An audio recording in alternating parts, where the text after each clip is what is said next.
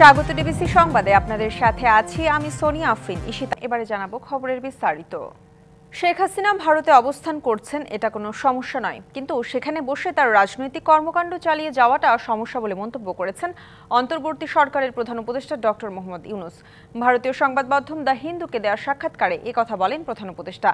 শেখ হাসিনাকে ফেরত আনার ক্ষেত্রে ভারতের সাথে দ্বিপাক্ষিক ব্যবস্থা থাকার পরও সরকার কেন ইন্টারপোলের সহায়তা চাইছে এমন প্রশ্নে ডক্টর ইউনূস বলেন, শেখ হাসিনাকে ফিরিয়ে আনতে সব আইনি পথ অবলম্বন করা হবে, তবে কোনো যুক্তি দেখিয়ে ভারত শেখ হাসিনাকে ফেরত না দিলে দুই দেশের মধ্যে ভালো সম্পর্ক থাকবে না বলেও দ্য হিন্দুকে জানান ডক্টর ইউনূস। আওয়ামী লীগকে আগামী নির্বাচনে প্রতিদ্বন্দ্বিতার সুযোগ দেয়া হবে কিনা সেই প্রশ্নে তিনি বলেন, বিএনপি চাচ্ছে সব রাজনৈতিক দল অবশ্যই নির্বাচনে প্রতিদ্বন্দ্বিতা করবে, সুতরাং তারা ইতিমধ্যে রায় দিয়ে দিয়েছে। দেশের একটি প্রধান দলের মতামতকে উপেক্ষা না করার কথাও জানান ডক্টর ইউনূস।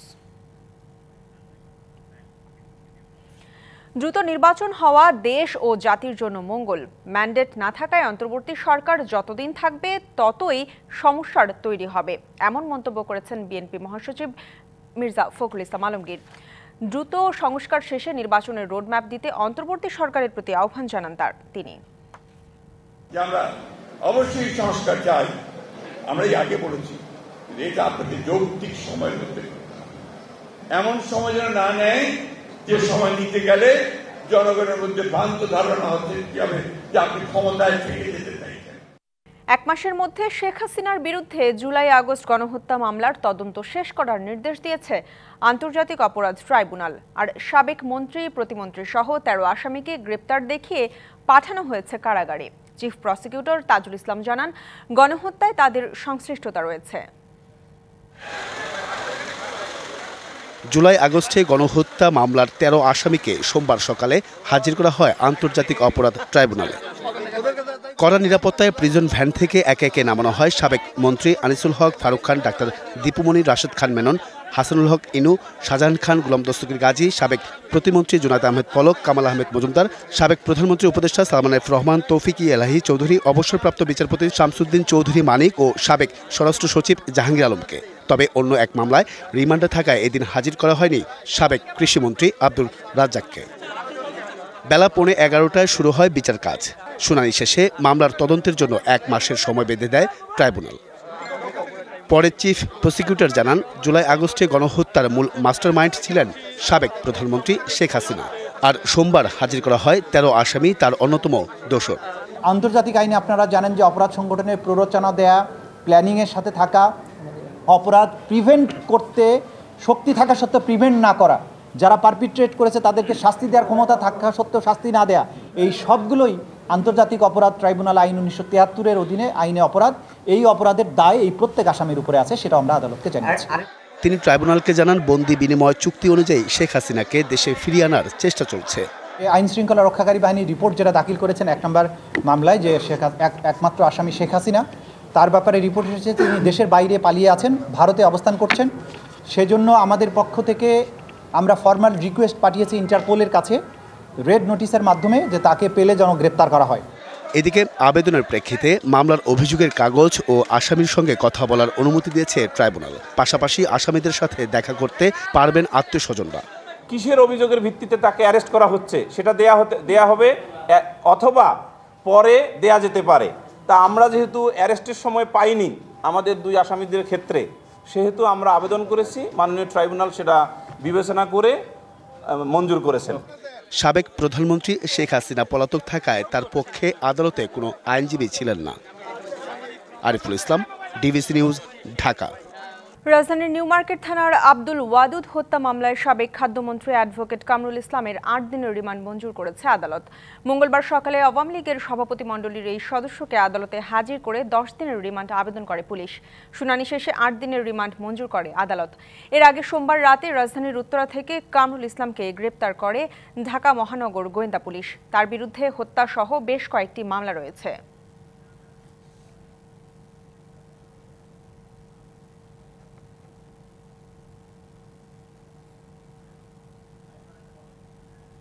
সরকারি তিতুমির কলেজকে বিশ্ববিদ্যালয় করার দাবিতে চলছে ক্লাস বর্জন কর্মসূচি। শিক্ষার্থীরা জানিয়েছেন তারা ক্যাম্পাসের মধ্যেই অবস্থান করছেন। তবে সকাল থেকেই পুলিশ মোতায়েন রয়েছে সরকারি তিতুমির কলেজের সামনে। সেখানে আছেন সহকারী সাব্বির রোজ। আমরা সরাসরি চলে যাচ্ছি তার কাছে। সাব্বির, জানাবেন আন্দোলনরতদের আজকে কি কর্মসূচি আছে? আর গতকাল আন্দোলনরত একদল প্রতিনিধি সচিবালয়ে গিয়েছিলেন, সেখানে কি সিদ্ধান্ত হয়েছে বিস্তারিত জানাবেন। ঈশিতা, আজকের যে কর্মসূচি রয়েছে আপনি বললেন সরকারি তিতুমির কলেজে, তারা আজকে শান্তিপূর্ণ ক্লাস বর্জন যে কর্মসূচি রয়েছে তারা ক্যাম্পাসের মধ্যে অবস্থান করছে। সকাল থেকেই শিক্ষার্থীরা এসেছেন, কিন্তু কোনো ক্লাসে তারা অ্যাটেন্ড করছে না। এবং আমরা যদি কলেজের সামনের পরিস্থিতি বলতে চাই তাহলে নিরাপত্তার বলয় রয়েছে, পুলিশ মোতায়েন করা হয়েছে এবং যানবাহন চলাচল স্বাভাবিক রয়েছে। তারা যেটা বলেছে যে তারা শান্তিপূর্ণ অবস্থান কর্মসূচি করবে আজকে। আমরা যদি তাদের কাছ থেকে শুনতে চাই, আজকে আমার সাথে শিক্ষার্থীরা রয়েছেন, আজকে আপনাদের কর্মসূচি কি? আজকে আমাদের মূলত কর্মসূচি আমাদের ক্যাম্পাসের ভিতরেই, মানে এটা আমাদের ক্লাস বর্জন কর্মসূচি চলতেছে, এটা আমরা পালন করতেছি। অনেক শিক্ষার্থী আমাদের ক্যাম্পাসে। তো আপনাদের প্রধান উপদেষ্টা বা অন্তর্বর্তী সরকারের সাথে বসার কথা রয়েছে, সেই বিষয়ে কি জানেন? মাননীয় প্রধান উপদেষ্টা আমাদের আশ্বস্ত করেছে, মানে আমাদের এই বিষয়টা নিয়ে বসবে, সেই ইয়াটা বিবেচনা করে তার সম্মানার্থে আমরা মানে ক্যাম্পাসের ভিতরেই অবস্থান করব। তার আগে সম্মান দেখেই আমরা বিষয়টা আমরা আর বাইরে কোনো প্রকার অবরোধ কর্মসূচি পালন আজকে করতেছি না। যদি আমরা আশানুরূপ ফল না পাই, পরবর্তীতে আমাদের আন্দোলনটা আরও বাড়তে পারে এই বিষয়ে। এবং আপনাদের যে পুলিশ মোতায়েন করা হয়েছে বাহিরে, এটা থেকে আপনাদের মধ্যে কোনো বিব্রতকর কোনো? পুলিশ তো বাহিরে মোতায়েন করা হয়েছে, এটা তো এখন পুলিশ বাহিরে আছে। পুলিশ তো প্রথমে আসছে আমাদের ক্যাম্পাসে, পুলিশ ক্যাম্পাসে আসছে। ক্যাম্পাসে আমরা ভিতরে ছিলাম, আমরা খবর পাই যে ক্যাম্পাসের ভিতরে নাকি পুলিশ ঢুকছে, ওই ভিতরে ছিলাম আমরা। অনেকে ছেলে পেলে এই গেট দিয়ে ঢুকতে ভয় করছে, মানে পুলিশ দেখে তো সবাই আতঙ্কিত, পুলিশ দেখে অনেকে ভয় করে। পুলিশ ভিতরে পরে এখানকার মানে গেটম্যান উনি গেট হয়তো বা চাপাই দিছে, আমরা দেখলাম যে এই গেটটা চাপানো মানে লাগানো। পরবর্তীতে আমরা কিছু ছেলে পেলে নিয়ে আসিয়া বললাম যে আপনারা এখানে কেন, মানে এক সাধারণ পুলিশের সাথে কথা বলেছি। তো ওনারা বলছে আমাদের এখানে অবস্থান আছে। ওনারা বললাম আপনাদের প্রধানকে, সেখান থেকে একজনকে প্রধান দেখাই দিল। সে এসে বলছে যে আমাদের মানে উনি বললো যে ওনার ফোর্স এখানে নামছে। আমি বলছি এখানে নামছে কেন, এটা তো আপনাদের কোনো সেনাঘাঁটি, মানে দেখছি যে পুলিশ আপনাদের ক্যাম্পাসের অপোজিটে অবস্থান মানে করছে, এতে তো আপনাদের কোনো অসুবিধা না। ওনারা ওইখানে ওনারা ক্যাম্পাসের ভিতরে আসছে, ক্যাম্পাসের ভিতরে ঢুকছে। সেখান থেকে আমরা তাকে তাড়াইয়া বলছি যে আপনি যত দূর সম্ভব তত তাড়াতাড়ি আপনারা চলে যান, আপনাদের দরকার নাই। কর্মসূচি চলমান থাকবে। সেটা আপনি শুনছিলেন যে তাদের যে আজকে ক্লাস বর্জন কর্মসূচি সেটা চলমান থাকবে। তারা কোনো ধরনের বিশৃঙ্খল বা রাস্তা অবরোধ বা এই ধরনের কোনো কর্মসূচি নেই। তারা রাষ্ট্রীয় একটি সিদ্ধান্তের জন্য অপেক্ষা করছে। এই ছিল। সাব্বির রোজ, আপনাকে অসংখ্য ধন্যবাদ। কিশোর গ্যাংয়ের চাঁদাবাজি ও অত্যাচারে অতিষ্ঠ নেত্রকোনার বারহাট্টা উপজেলার নৈহাটি গ্রামের কয়েকটি পরিবার। চাঁদা দাবি ভাঙচুরের ঘটনায় আদালতে মামলা ও থানায় অভিযোগ করেছেন ভুক্তভোগীরা। চাঁদাবাজ, মাদক কারবারি, কিশোর গ্যাংয়ের হোতা মানিক ও ছোটন বাহিনীর সদস্যদের আইনের আওতায় এনে শান্তিপূর্ণ পরিবেশ তৈরির দাবি তাদের। চাঁদা না পেয়ে এই হামলা। নেত্রকোনার বারহাট্টা উপজেলার নৈহাটি গ্রামের শাহ আলম লিটনের কাছে ৩ লাখ টাকা চাঁদা দাবি করেন একই গ্রামের কিশোর গ্যাংয়ের হোতা মানিক ও ছোটন। চাঁদা না দেয়ায় ১৫ নভেম্বর লিটনের ভাড়াটিয়া মানিকের খাবার দোকানে চালানো হয় হামলা ও ভাঙচুর। থানায় অভিযোগ করেন লিটন। আমার কাছে গত শুক্রবারে ৩ লাখ টাকা চাঁদা দাবি করার পরে আমি দিতে অস্বীকৃতি জানালে আমার ঘর ভাঙলো, আমাকে মারপিট করলো, আর আমার দোকান যা কিছু আছিল সর্বস্বত লুট করে নিয়ে গেল। এই ঘরটার কোবাইলো, এই যে আমার ভাঙচুর করলো। আমি তো গরিব মানুষ ভাই, না কিভাবে চলবা? এরা একটা গ্যাং আছে, এরা মাদক ব্যবসা করে। বিভিন্ন সময় বিভিন্ন মানুষের কাছে তারা চাঁদা দাবি করতেছে। এলাকার অনেক মানুষ তাদের জন্য মানে অতিষ্ঠ হয়ে পড়ছে। অপরদিকে নৈহাটি গ্রামের ডালিমিয়ার কাছে ৫ লাখ টাকা চাঁদা চেয়ে না পেয়ে ১ নভেম্বর তার বাড়িতে হামলা ও ভাঙচুর চালায় মানিক ও ছোটন বাহিনীর লোকজন। আদালতে দ্রুত বিচার আইনে মামলা করেন ডালিম। এই ঘটনায় আতঙ্কিত এলাকাবাসী। টাকা না দিতে রাজি হইলে রাত্রে আইসে আমার বাড়িঘর দর কুবাইয়া কাইটিয়া ভাঙচুর করিয়া সব কিছু নিয়ে গেছে। তারা তো চালে টালে দরজা খাটিয়া করে তান্তারাজ করিয়া। আমরা ভয়ে আছি, আতঙ্কে আছি, কুম্বালা যে কি হয় কইতে পারি না। মানিক ছোটন বাহিনীর চাঁদাবাজির শিকার আরও কয়েকটি পরিবার। পুলিশ বলছে এসব ঘটনা তদন্তে কাজ চলছে। এলাকায় শান্তি শৃঙ্খলা বজায় রাখতে নিয়মিত টহল অব্যাহত। ভাঙচুরের যে ঘটনাই ঘটুক উনি তদন্ত সবাইকে আইনানুগ ব্যবস্থা গ্রহণ করবে। যেরকম ধরনের ঘটনা যাতে দুর্ঘটনা না ঘটে সেই ব্যাপারে আমি পদক্ষেপ নিয়েছি। দ্রুত এলাকার চিহ্নিত চাঁদাবাজ, মাদক কারবারি, কিশোর গ্যাংয়ে জড়িতদের আইনের আওতায় আনার দাবি ভুক্তভোগীদের। DBC news desk. টেকনাফের বাহারছড়া উপজেলার কচ্ছপিয়া পাহাড় থেকে 2 মানব পাচারকারী সহ মালয়েশিয়াগামী 31 জন বাংলাদেশি ও রোহিঙ্গা নাগরিককে আটক করেছে র্যাব। রবিবার রাতে ওয়াইকং ক্যাম্পের একটি দল কচ্ছপিয়া এলাকার নূর হোসেনের বাড়ির পেছনে পাহাড়ে একটি গোপন আস্তানায় অভিযান চালায়। এ সময় আয়ুব ও আনোয়ারকে আটক করে র্যাব। মালয়েশিয়ায় নেয়ার কথা বলে তাদের আটকে রাখে দালালরা। এছাড়াও ভুক্তভোগীর প্রত্যেক পরিবারের কাছ থেকে 1 লাখ টাকা করে আদায় করা হয়। সিলেটের কানাইঘাটে আব্দুল মোমিন নামে ছাত্রদলের এক নেতাকে হত্যার অভিযোগ উঠেছে তারই বন্ধু রাজুর বিরুদ্ধে। তিনি যুবদলের রাজনীতির সঙ্গে জড়িত বলে জানা গেছে। নিহত মোমিন কানাইঘাট পৌর ছাত্রদলের সিনিয়র যুগ্ম আহ্বায়ক। স্থানীয়রা জানান, পূর্ব বিরোধের জের ধরে বিকেলে কানাইঘাট বাজার পয়েন্টে দুজনের মধ্যে বাকবিতণ্ডা শুরু হয়। এক পর্যায়ে রাজু খুর দিয়ে মোমিনের তলপেটে আঘাত করে। লোকজন এগিয়ে এলে রাজু পালিয়ে যান। অতিরিক্ত রক্তক্ষরণ হয়ে ঘটনাস্থলেই মারা যান মোমিন। মরদেহ ময়নাতদন্তের জন্য সিলেট MAG ওসমানী মেডিকেল কলেজে পাঠানো হয়।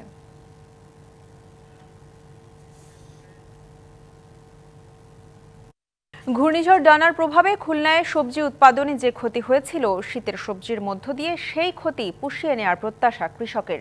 একই সঙ্গে শীতকালীন সবজি উৎপাদনে এবং কৃষকের ন্যায্য দাম পেতে সব ধরনের সহযোগিতার আশ্বাস দিয়েছে কৃষি সম্প্রসারণ অধিদপ্তর। খুলনা ডুমুরিয়া উপজেলার মাঠে মাঠে শোভা পাচ্ছে নানান ধরনের শীতকালীন সবজি। ফুলকপি, বাঁধাকপি, শিম, বেগুন, টমেটো, লাল শাকসহ নানা সবজিতে ভরে গেছে কৃষকের জমি। এসব সবজি জেলা চাহিদা মিটিয়ে সরবরাহ হবে ঢাকাসহ অন্যান্য জেলায়।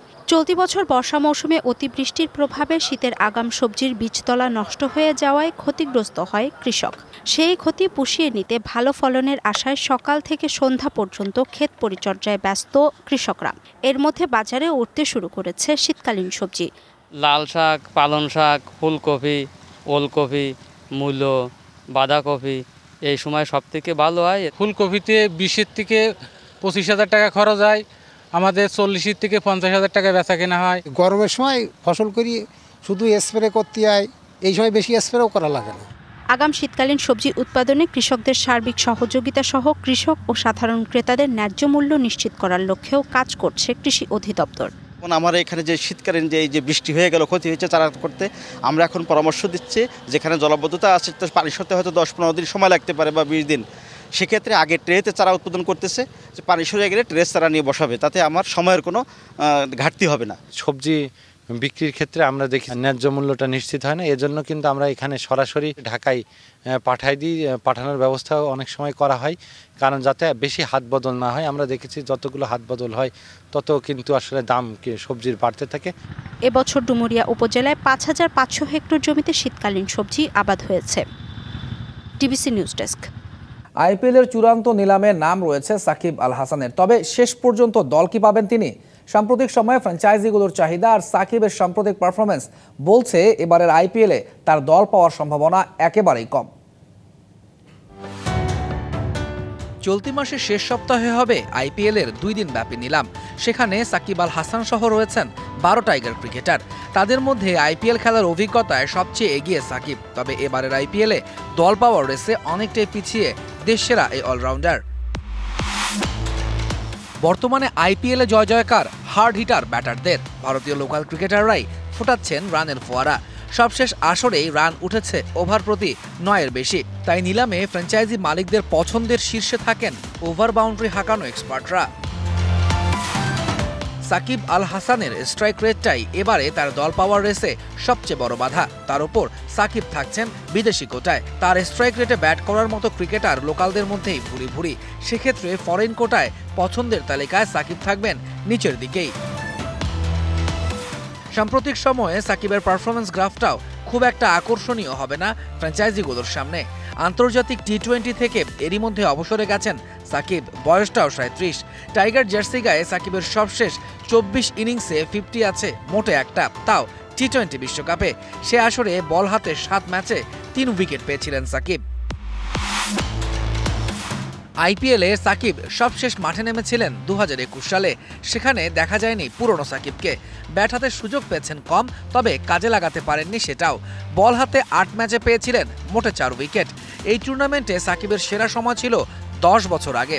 2014 সালে 13 ম্যাচে 11 ইনিংস ব্যাট করে তুলেছিলেন 227 রান, উইকেট ছিল 11টা। তবে বর্তমান পরিস্থিতি একেবারেই আলাদা, আর সেটা বুঝেই নিজের ভিত্তিমূল্য কমিয়ে 1 কোটিতে নামিয়ে এনেছেন সাকিব। তবে এরপরও তার দল না পাবার সম্ভাবনাটাই বেশি। তৌহিদুল ইসলাম, ডিবিসি নিউজ ডেস্ক। 3 ওয়ানডে ও 3টি টি-20 খেলতে চলতি মাসে বাংলাদেশ সফরে আসছে আয়ারল্যান্ড নারী ক্রিকেট দল। আইরিশদের বিপক্ষে আসন্ন এই ওয়ানডে সিরিজের দল ঘোষণা করেছে বাংলাদেশ ক্রিকেট বোর্ড। 15 সদস্যের এই দলকে নেতৃত্ব দেবেন নিগার সুলতানা জ্যোতি সহ অধিনায়ক হিসেবে রয়েছেন নাহিদ আক্তার। সবশেষ টি-20 বিশ্বকাপে খেলা দলের বেশিরভাগ সদস্যই আছেন এই সিরিজে। সব মিলিয়ে শক্তিশালী দলই ঘোষণা করেছে স্বাগতিকরা। আগামী 22 নভেম্বর ঢাকায় পা রাখবে আয়ারল্যান্ড নারী দল। পরে 27 নভেম্বর মিরপুর শেরেবাংলায় অনুষ্ঠিত হবে প্রথম ওয়ানডে সিরিজের বাকি 2 ম্যাচ 30 নভেম্বর ও 2 ডিসেম্বর। এই দুটি ম্যাচও হবে মিরপুরেই। মোহামেডান ক্লাব চত্বরে অনুষ্ঠিত হচ্ছে স্বাধীন বাংলা ফুটবল দলের অধিনায়ক জাকারিয়া পিন্টুর জানাজা। সেখানে আছেন সহকর্মী মুশফিকুর রহমান, সরাসরি যুক্ত হচ্ছেন তিনি। মুশফিক, আপনি মোহামেডান ক্লাব চত্বরে আছেন, সেখানে এখন সবশেষ কি অবস্থা চলছে? জানাজা কি শুরু হয়েছে?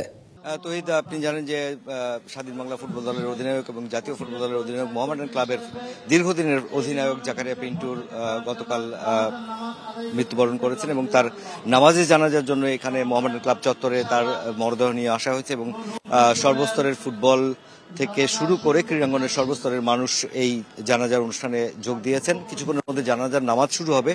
তার আগেই কিন্তু আপনি নিশ্চয়ই দেখতে পাচ্ছেন যে জাকারিয়া পিন্টুর মরদেহের সামনে অনেক ফুলের পুষ্পস্তবক রয়েছে। এগুলো সব পুষ্পস্তবকগুলি সম্মান হিসেবে, শ্রদ্ধা হিসেবে তার কফিনে অর্পণ করেছেন ক্রীড়াঙ্গনের সর্বস্তরের সংগঠক, খেলোয়াড় এবং জাকারিয়া পিন্টুর সতীর্থ সহ বন্ধু বান্ধব, আত্মীয় স্বজনরা। যেই জানাজা অনুষ্ঠানটিতে কিন্তু রয়েছেন দেশ বরেণ্য সব ক্রীড়াবিদ, সংগঠকরা রয়েছেন। জাকারিয়া পিন্টুর সঙ্গে দীর্ঘদিনের পথ চলার যারা সঙ্গী ছিলেন তারাও রয়েছেন। আর কিছুক্ষণের মধ্যে এই জানাজার নামাজটি শুরু হবে এবং এই নামাজের পরে কিন্তু তার মরদেহ নিয়ে যাওয়া হবে বাংলাদেশ ফুটবল ফেডারেশনে। সেখানে সকাল 11টায় আরও একটি জানাজা অনুষ্ঠিত হবে। তহিদ, আপনি নিশ্চয়ই দেখতে পাচ্ছেন যে জানাজার নামাজটি শুরু হয়ে গেছে। মুশফিক, ধন্যবাদ আপনাকে। যুক্তরাষ্ট্রের নিউ ইয়র্কে ম্যানহাটনে ছুরি হামলায় মৃত্যু হয়েছে 2 জনের। এই ঘটনায় আহত হয়েছেন এক নারী। ঘটনার পরই হামলাকারীকে গ্রেপ্তার করেছে পুলিশ। স্থানীয় সময় সোমবার জনবহুল ম্যানহাটনের হামলার ঘটনাটি ঘটে। হামলাকারী একজন গৃহহীন ব্যক্তি। তিনি সম্প্রতি একটি ফৌজদারি মামলায় সাজা খেটেছেন বলে নিশ্চিত করেছেন new York city mayor Eric Adams. তবে হামলার কারণ সম্পর্কে তাৎক্ষণিকভাবে জানা যায়নি।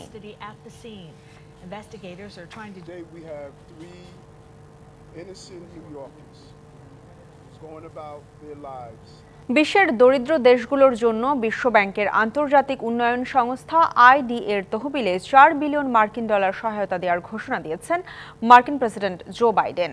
স্থানীয় সময় সোমবার ব্রাজিলের রিও ডি জেনেরিতো G20 শীর্ষ সম্মেলনের প্রথম দিনে এমন ঘোষণা দেন বাইডেন। এর আগে 2021 সালের ডিসেম্বরে আইডি এর তহবিলে $3.5 বিলিয়ন সহায়তার ঘোষণা দেয় যুক্তরাষ্ট্র।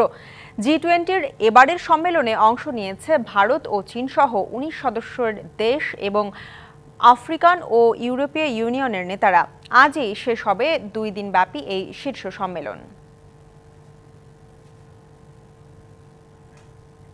সংবাদে এই ছিল এখনকার মতো। ডিবিসি নিউজের সংবাদগুলো পড়তে ভিজিট করুন dbcnews.tv আর ভিজিট করুন ডিবিসি নিউজের ফেসবুক পেজ এবং ইউটিউব চ্যানেল। ডিবিসির সাথেই থাকুন।